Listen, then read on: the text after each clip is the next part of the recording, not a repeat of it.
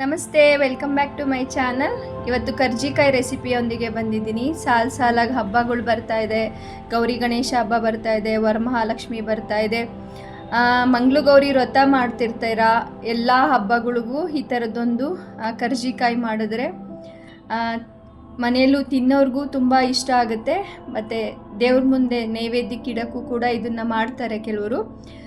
ನೋಡೋಕ್ಕೀಗ ಎಷ್ಟು ಕಲರ್ಫುಲ್ಲಾಗಿ ಕಾಣ್ತಾ ಇದೆ ಮತ್ತು ಎಷ್ಟು ಕ್ರಿಸ್ಪಿಯಾಗಿ ಬಂದಿದೆ ನೋಡಿ. ಇಡೀ ಕರ್ಜಿಕಾಯಲ್ಲಿ ಈ ಮೇಲ್ಗಡೆ ಇರೋ ಅಂಥದ್ದು ಆ ಕ್ರಿಸ್ಪಿನೆಸ್ಸು ಮತ್ತು ಆ ಒಳಗಡೆ ಇರೋ ಅಂಥ ಸ್ಟಫಿಂಗು ಏನು ಹಾಕಿದ್ರೆ ಅಷ್ಟು ರುಚಿ ಬರುತ್ತೆ ಅನ್ನೋದೇ ಇರೋದು. ಇಲ್ಲಿ ಈ ಹಿಟ್ಟು ಕಲಿಸ್ಕೊಳ್ಳೋದೇ ಒಂದು ಕರೆಕ್ಟ್ ವಿಧಾನದಲ್ಲಿ ಕಲಿಸ್ಕೋಬೇಕು. 2 ಕಪ್ನಷ್ಟು ಮೈದಾ ಹಿಟ್ಟಿಗೆ 1/4 ಕಪ್ನಷ್ಟು ಚಿರೋಟಿ ರವೆನ ಸೇರಿಸ್ಕೊಳ್ತಾ ಇದ್ದೀನಿ.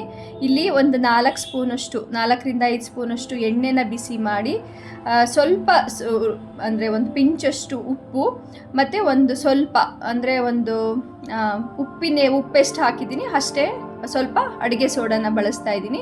ಅಡುಗೆ ಸೋಡಾ ಬೇಡ ಅಂದರೆ ಸ್ಕಿಪ್ ಮಾಡ್ಬೋದು. ಏನು ಒಂದು 4ರಿಂದ 5 ಸ್ಪೂನು ಎಣ್ಣೆನ ಕಾಯಿಸಿ ಹಾಕಿದ್ದೀನಿ. ಇದು 2 ಕಪ್ಪು ಮೈದಾ ಹಿಟ್ಟು, ಒಂದು 1/4 ಕಪ್ಪು ಚಿರೋಟಿ ರವೆಗೆ ನೀವೆಷ್ಟು ಹಿಟ್ಟನ್ನ ತೊಗೊಳ್ತೀರೋ ಅಷ್ಟು ಆ ಎಣ್ಣೆನ ಚೇಂಜ್ ಮಾಡಬೇಕಾಗತ್ತೆ. ನಂತರ ಇಲ್ಲಿ ಮೇಲೆ ಇನ್ನೊಂದು 2 ಸ್ಪೂನ್ ತುಪ್ಪ ಕೂಡ ಬಿಸಿ ಮಾಡಿ ಸೇರಿಸ್ಕೊಂಡೆ, ಇಲ್ಲ ಬೆಣ್ಣೆನ ಕರಗಿಸಿ ಕೂಡ ಸೇರಿಸ್ಕೋಬೋದು. ನೋಡಿ, ಈ ಹಿಟ್ಟನ್ನ ಚೆನ್ನಾಗಿ ಈ ರೀತಿ ಮಿಕ್ಸ್ ಮಾಡಬೇಕು. ಹಿಂಗೆ ಹಿಡಿದಾಗ ಅದು ಅಂದರೆ ಒಂದು ಮಿದಿಕೆ ಥರ ಬರಬೇಕು. ಆ ಲೆವೆಲ್ವರೆಗೂ ನಾವು ಚೆನ್ನಾಗಿ ಆ ಬಿಸಿ ಎಣ್ಣೆ ಜೊತೆ ನಾವು ಮಿಕ್ಸ್ ಮಾಡ್ಕೋಬೇಕು. ಈಗ ನೀರನ್ನ ಒಂದೇ ಸಲ ಹಾಕ್ಕೊಳ್ಳೋದು ಬೇಡ, ಹಂತವಾಗಿ ನೀರನ್ನ ಹಾಕ್ತಾ ಈಗ ಮಿಕ್ಸ್ ಮಾಡ್ಕೋಬೇಕು. ಇಡೀ ಕರ್ಜಿಕಾಯಿನಲ್ಲಿ ಈ ಹಿಟ್ಟನ್ನು ನಾವೆಷ್ಟು ಕರೆಕ್ಟಾಗಿ ರೆಡಿ ಮಾಡ್ಕೊಳ್ತೀವಿ ಅದು ಅಷ್ಟೇ ಚೆನ್ನಾಗಿ ಬರುತ್ತೆ. ನಿಮಗೆ ಯಾರಿಗಾದ್ರೂ ಮೈದಾ ಹಿಟ್ಟು ಬೇಡ ಅನಿಸಿದ್ರೆ ಗೋಧಿ ಹಿಟ್ಟನ್ನ ಹಾಕಿ ಮಾಡ್ಕೋಬೋದು, ಇಷ್ಟೇ ಕ್ರಿಸ್ಪಿಯಾಗಿ ಬರುತ್ತೆ. ನಂತರ ನೋಡಿ, ಈಗ ಚೆನ್ನಾಗಿ ಒಂದೇ ಸಲ ಮಿಕ್ಸ್ ಮಾಡಬಾರ್ದು. ಮೈದಾ ಹಿಟ್ಟದ್ದು ಹೇಗೆ ಅಂದರೆ ನೀರನ್ನ ನೋಡಿ ಹಾಕ್ಕೋಬೇಕು. ಸ್ವಲ್ಪ ಹೆಚ್ಚು ಕಮ್ಮಿ ಆದ್ರೂ ನೆಂದ ಮೇಲೆ ತೆಳು ಆಗಿಬಿಡುತ್ತೆ. ತುಂಬ ತೆಳುನೂ ಆಗಬಾರ್ದು, ಹಾಗಂದ್ರೆ ತುಂಬ ಗಟ್ಟಿಗೂ ಇರಬಾರ್ದು. ಎಷ್ಟು ಒಳ್ಳೆ ಹದಕ್ಕೆ ಕಲಿಸ್ಕೊತೀವಿ. ಈಗ ನಾವು ಚಪಾತಿ ಹಿಟ್ಟನ್ನೆಲ್ಲ ಕಲಿಸ್ಕೊತೀವಲ್ಲ, ಆ ಹದಕ್ಕೆ ಕಲಿಸ್ಕೊಳ್ಳಿ. ಮತ್ತು ಅದರಲ್ಲಿರೋ ಅಂಥ ಚಿರೋಟಿ ಎಲ್ಲ ನೆಂದು ನಮಗೆ ಕರೆಕ್ಟ್ ಹದಕ್ಕೆ ಸಿಗುತ್ತೆ ಆವಾಗ. ಈಗ ನೋಡಿ, ಇಷ್ಟು ಹದಕ್ಕಿರಲಿ. ಆಮೇಲೆ ಒಂದು ಸ್ಪೂನ್ನಷ್ಟು ಎಣ್ಣೆನ ಹಾಕಿ ಈಗೇನು ನಾನು ಮಾಡ್ತಿದ್ದೀನಲ್ಲ, ಈ ಥರ ಮಿದಿತಾ ಇದ್ದೀನಲ್ಲ, ಈ ನಾದದಿದೆಯಲ್ಲ, ಈ ಥರ ಮಾಡೋದ್ರಿಂದ ಆ ಲೇಯರ್ ತುಂಬ ಚೆನ್ನಾಗಿ ಬರುತ್ತೆ. ಈಗ ಎಣ್ಣೆ ಹಾಕಿಬಿಟ್ಟು ಒಂದು 10 ನಿಮಿಷ ಇದು ನೆನೆಯಕ್ಕೆ ಬಿಟ್ಬಿಡೋಣ. ಇದು ನೆನೆಯೋ ಅಷ್ಟರೊಳಗೆ ಇದ್ರೊಳಗಡೆ ಅಂತ ಸ್ಟಫಿಂಗ್ನ ರೆಡಿ ಮಾಡ್ಕೊಂಬಿಡೋಣ. ನೋಡಿ, ಇಷ್ಟು ಚಪಾತಿ ಹಿಟ್ಟು ಎಲ್ಲ ಕಲಿಸ್ತೀವಲ್ಲ ಅಷ್ಟು ಮೃದುವಾಗಿ ಕಲಿಸ್ಕೊಂಡಿದ್ದೀನಿ. ಇಲ್ಲಿ ನಾನು ಕಪ್ಪು ಎಳ್ಳನ್ನ ತಗೊಳ್ತಾ ಇದ್ದೀನಿ. ನಾನು ಇದನ್ನು ಈ ರೆಸಿಪಿನ ಊರಿಗೆ ಹೋದಾಗ ಮಾಡಿದ್ದು, ಅಮ್ಮನ ಮನೇಲಿ ಮಾಡಿದ್ದು. ಇದನ್ನು ಅಮ್ಮನ ಮನೆಯಲ್ಲಿ ಕಪ್ಪು ಎಳ್ಳು ಇತ್ತು, ಸೊ ಹಂಗಾಗಿ ಖುಷಿ ಆಯಿತು. ಕಪ್ಪು ಎಳ್ಳಲ್ಲೇ ಮಾಡಿದೆ. ಇಲ್ಲ ನೀವು ನಾರ್ಮಲ್ಲಾಗೆ ಪಾಲಿಶ್ಡ್ ಎಳ್ಳು ಬರುತ್ತಲ್ಲ, ವೈಟ್ ಎಳ್ಳು ಒಂಥರ ಆಫ್ ವೈಟ್ ಥರ, ಆ ಎಳ್ಳು ತೊಗೊಳ್ಳಿ. ತುಂಬ ವೈಟ್ ಎಳ್ಳು ತೊಗೋಬೇಡಿ, ಚೆನ್ನಾಗಿರಲ್ಲ. ಇಲ್ಲಿ 2 ಕಪ್ನಷ್ಟು ಕಪ್ಪು ಎಳ್ಳನ್ನ ಇದನ್ನೆಲ್ಲ ಏನು ಮಾಡಿರ್ತಾರೆ ಅಮ್ಮ ಅಂದರೆ, ಅದ್ರ ಮೇಲ್ಗಡೆ ಇರೋ ಅಂಥ ಸಿಪ್ಪೆ ಹೋಗಲಿಕ್ಕೆ ಚೆನ್ನಾಗಿ ನೀರಲ್ಲಿ ನೆನೆಸಿ ಅದನ್ನೊಂದು ಬಟ್ಟೆ ತೊಗೊಂಡು ಚೆನ್ನಾಗಿ ಉಜ್ಜಿ ಒಣಗಿಸಿ ಆ ಸಿಪ್ಪೆನೆಲ್ಲ ಸ್ವಲ್ಪ ಬ್ಲ್ಯಾಕ್ ಎಲ್ಲ ಹೋಗೋ ಥರ ಮಾಡಿರ್ತಾರೆ. ಈ ಎಳ್ಳು ತುಂಬ ರುಚಿ ಕೂಡ ಮತ್ತು ತುಂಬ ಆರೋಗ್ಯ ಕೂಡ. ಹಾಗಾಗಿ ಈ ಎಳ್ಳಲ್ಲೇ ಮಾಡಿದೆ. ಇದನ್ನು ಎಷ್ಟು ಹದವಾಗಿ ಹುರಿಬೇಕಂದ್ರೆ ಫುಲ್ ಲೈಟ್ ವೆಯ್ಟ್ ಆಗಬೇಕು, ಚಟಪಟ ಅಂತ ಸಿಡಿಬೇಕು, ಒಂದು ಒಳ್ಳೆ ಘಮ ಬರೋವರೆಗೂ ಈ ಹದವಾಗಿ ಹುರ್ಕೊಂಡ್ರೇ ಎಳ್ಳನ್ನ ರುಚಿ ಬರೋದು. ಇಲ್ಲಿ 1.5 ಕಪ್ಪು, ಅಲ್ಲಿ 2 ಕಪ್ಪು ಎಳ್ಳು ತೊಗೊಂಡಿದ್ದೀನಲ್ಲ, 2 ಕಪ್ ಎಳ್ಳಿಗೆ 1 ಸ್ಪೂನ್ ತುಪ್ಪ ಹಾಕಿ 1.5 ಕಪ್ನಷ್ಟು ಒಣ ಕೊಬ್ಬರಿನ ಸೇರಿಸ್ಕೊಳ್ತಾ ಇದ್ದೀನಿ. ಈ ಕೊಬ್ಬರಿನೂ ಅಷ್ಟೇ ಒಂದು ತುಂಬ ಹೊತ್ತು ಫ್ರೈ ಮಾಡಬಾರ್ದು, ಅದರಲ್ಲಿ ಎಣ್ಣೆ ಬಿಡೋ ಥರ ಮಾಡಬಾರ್ದು. ಏನಿದ್ರೂ ಅದರಲ್ಲಿ ಏನಾರು ಹಸಿ ಇದ್ರ ಅಂಶ ಇರೋ ಹಂಗೆ 1-2 ನಿಮಿಷ ಫ್ರೈ ಮಾಡಿಕೊಂಡ್ರೆ ಸಾಕು. ಅದರಿಂದ ಒಂದು ಒಳ್ಳೆ ಘಮ ಬರುತ್ತೆ, ಆವಾಗ ಸ್ಟಾಪ್ ಮಾಡಿದ್ರೆ ಸಾಕು. ನಂತರ ನೀವು ಯಾವುದು ಬೇಕೋ ಅದು ಡ್ರೈ ಫ್ರೂಟ್ಸ್ಗಳನ್ನ ಹಾಕ್ಕೋಬೋದು. ಇಲ್ಲಿ ನಾನು ಗೋಡಂಬಿ ಮತ್ತು ದ್ರಾಕ್ಷಿನ ತುಪ್ಪದಲ್ಲಿ ಚೆನ್ನಾಗಿ ಫ್ರೈ ಮಾಡಿ ಎತ್ತಿಟ್ಕೊಳ್ತಾ ಇದ್ದೀನಿ. ಇದು ಆಪ್ಷನಲ್ಲು, ಇದು ಮಧ್ಯೆ ಬಾಯಿಗೆ ಸಿಗ್ತಾ ಇದೆ. ದ್ರಾಕ್ಷಿ ಗೋಡಂಬಿ ತುಂಬ ಚೆನ್ನಾಗಿರುತ್ತೆ, ಮಿಸ್ ಮಾಡಬೇಡಿ. ಇದ್ದರೆ ಖಂಡಿತ ಹಾಕ್ಕೊಳ್ಳಿ. ಇದು ಇರೋದೇ ಇವೆಲ್ಲವೂ ಎಷ್ಟು ಚೆನ್ನಾಗಿ ಫ್ರೈ ಮಾಡ್ಕೊತೀವೋ ಎಳ್ಳು ಕೊಬ್ಬರಿ ಪ್ರತಿಯೊಂದೂ. ಈಗ ಎಳ್ಳನ್ನ ತುಂಬ ನೈಸಾಗಿ ಗ್ರೈಂಡ್ ಮಾಡಬಾರ್ದು. ನೋಡಿ ಈಗ ಪಲ್ಸ್ ಮೂಡಲ್ಲಿ ಹಾಫ್ ಒನ್ ಥರ ನಾನು ಗ್ರೈಂಡ್ ಮಾಡ್ಕೊಳ್ತಾ ಇದ್ದೀನಿ. ಇದು ತುಂಬ ನೈಸಾಗೆ ನಾವು ಗ್ರೈಂಡ್ ಮಾಡಿಬಿಟ್ವಿ ಅಂದರೆ ಒಂಥರ ಎಣ್ಣೆ ಬಿಡೋಕ್ಕೆ ಸ್ಟಾರ್ಟ್ ಆಗಿಬಿಡುತ್ತೆ. ತುಂಬ ನೈಸ್ ಆದ್ರೂ ಅಷ್ಟು ಚೆನ್ನಾಗಿರಲ್ಲ. ನೋಡಿ ಈ ರೀತಿ ಪಲ್ಸ್ ಮೂಡಲ್ಲಿ ನಾನು ಗ್ರೈಂಡ್ ಮಾಡ್ಕೊಂಡಿದ್ದೀನಿ. ನಾನು 2 ಕಪ್ಪು ಎಳ್ಳಿಗೆ 2 ಕಪ್ಪು ಬೆಲ್ಲ ತೊಗೊಳ್ತಾ ಇದ್ದೀನಿ, ನಿಮ್ಮ ರುಚಿಗನುಸಾರ. ಕರ್ಜಿಕಾಯಿ ಸ್ವಲ್ಪ ಸ್ವೀಟು ಇದ್ರೇ ಚೆನ್ನಾಗಿರೋದು, ಒಳಗಡೆ ಕೊಬ್ಬರಿ ಎಲ್ಲ ಸ್ಟಫಿಂಗ್ ಹಾಕ್ತೀವಲ್ಲ. ಇಲ್ಲಿ ಒಂದು 2ರಿಂದ 3 ಏಲಕ್ಕಿನ ನಾನು ಈ ರೀತಿ ಬಿಡಿಸಿ ಬೆಲ್ಲದ ಜೊತೆ ಗ್ರೈಂಡ್ ಮಾಡ್ಕೊಳ್ತಾ ಇದ್ದೀನಿ. ಇದನ್ನು ಚೆನ್ನಾಗಿ ಚೆಚ್ಚಿ ಅಥವಾ ನಾವು ಏನು ಎರೆದು ಇಟ್ಕೊಂಡಿರ್ಬೋದು, ಆದರೂ ಒಂದು ಸಲ ಮಿಕ್ಸಿಗೆ ಹಾಕಿ ಪುಡಿ ಮಾಡ್ಕೊಳ್ಳಿ. ಯಾಕೆಂದರೆ ಅಲ್ಲಿ ಒಂದೇ ಒಂದು ಸಣ್ಣ ಸಣ್ಣ ಗಂಟು ಥರ ಇದ್ರೂ ತಿನ್ಬೇಕಾದ್ರೆ ಜಾಸ್ತಿ ಓವರಾಗಿ ಸಿಗೋಕ್ಕೆ ಸ್ಟಾರ್ಟ್ ಆಗುತ್ತೆ. ಅದಕ್ಕೋಸ್ಕರ ಈಗೇನು ಕೊಬ್ಬರಿನ ತುರಿದಿಟ್ಕೊಂಡಿದ್ದೆ ಅದನ್ನು ಕೂಡ ಈಗ ಇಲ್ಲಿ ಸೇರಿಸ್ಕೊಳ್ತಾ ಇದ್ದೀನಿ.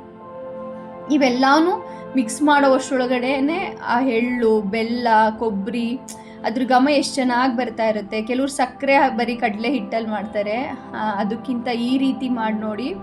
ಬೇಕಂದರೆ ಗಸಗಸೆ ಕೂಡ ಹುರಿದು ಹಾಕ್ಕೋಬೋದು. ಈಗ ಡ್ರೈ ಫ್ರೂಟ್ಸ್ನ ಕೂಡ ಇಲ್ಲಿ ನಾನು ಹಾಕ್ಕೊಂಡೆ, ಫ್ರೈ ಮಾಡಿ ಇಟ್ಕೊಂಡಿದ್ನಲ್ಲ ಅದನ್ನು ಸೇರಿಸ್ಕೊಂಡೆ. ಗಸಗಸೆನ ಎಳ್ಳು ಜೊತೆನೇ ಹುರಿದು ಸ್ವಲ್ಪ ಗ್ರೈಂಡ್ ಮಾಡಿ ಸೇರಿಸ್ಕೋಬೋದು, ಇಲ್ಲ ಹಾಗೆ ಮಧ್ಯೆ ಮಧ್ಯೆ ಬಾಯಿಗೆ ಸಿಗೋ ಥರ ಸೇರಿಸ್ಕೋಬೋದು. ಇದಕ್ಕೆ ನೀರೆಲ್ಲ ಹಾಕಬಾರ್ದು. ಆ ಬೆಲ್ಲ ಎಳ್ಳು ಕೊಬ್ಬರಿ ಇಷ್ಟೇ ಸಾಕು. ಏನಾದರೂ ತುಂಬ ಡ್ರೈ ಅನ್ನಿಸ್ತಾ ಇದೆ ಅಂದರೆ ಮಾತ್ರ ನೋಡಿಕೊಂಡು ಸ್ವಲ್ಪ ಬೆಲ್ಲದ ನೀರು ಥರ ಮಾಡಿ ಬೇಕಾದ್ರೆ ಸೇರಿಸ್ಕೊಳ್ಳಿ, ನೀರು ಸೇರಿಸೋದು ಬೇಡ. ನೋಡಿ ಈಗ ಎಷ್ಟು ಹದವಾಗಿ ನೆಂದು ರೆಡಿಯಾಗಿದೆ, ಚೆನ್ನಾಗಿ ಮಿದ್ಕೊಂಡು. ನೋಡಿ ಈ ಥರ ನಿಮ್ಮ ಹತ್ರ ಕರ್ಜಿಕಾಯಿಂದು ಏನು ಹೇಳ್ತಾರೆ ಅದು ಪ್ರೆಸ್ ಮಾಡೋದಿದ್ದರೆ ಓಕೆ, ಅದಿಲ್ಲ ಅಂದ್ರೂ ಕೂಡ ಹಾಗೆ ಹೇಗೆ ಮಾಡ್ಕೊಳ್ಳೋದು ಅಂತಲೂ ಕೂಡ ತೋರಿಸ್ತಾ ಇದ್ದೀನಿ.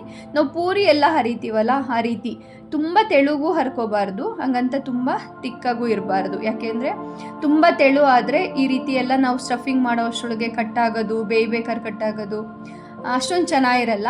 ಹಾಗಂತ ತುಂಬ ದಪ್ಪನೂ ಬೇಡ. ನಾವು ಪೂರಿ ಎಲ್ಲ ಮಾಡ್ತೀವಲ್ಲ ಆ ಹದಕ್ಕಿರಲಿ. ನೋಡಿ ಈ ಥರ ಸ್ಟ್ಯಾಂಡ್ಗೆ ಹಾಕಿ ಆ ಕಂಠಕ್ಕೆ ಸ್ವಲ್ಪ ನೀರು ಸರವಿ ಈ ರೀತಿ ನಾನು ಒಳಗಡೆಗೆ 1-2ರಿಂದ 3 ಸ್ಪೂನ್ ಸ್ಟಫಿಂಗ್ ಹಾಕಿ ಕ್ಲೋಸ್ ಮಾಡಿ ಎಲ್ಲವನ್ನೂ ಎತ್ತಿಟ್ಕೊಳ್ತಾ ಇದ್ದೀನಿ.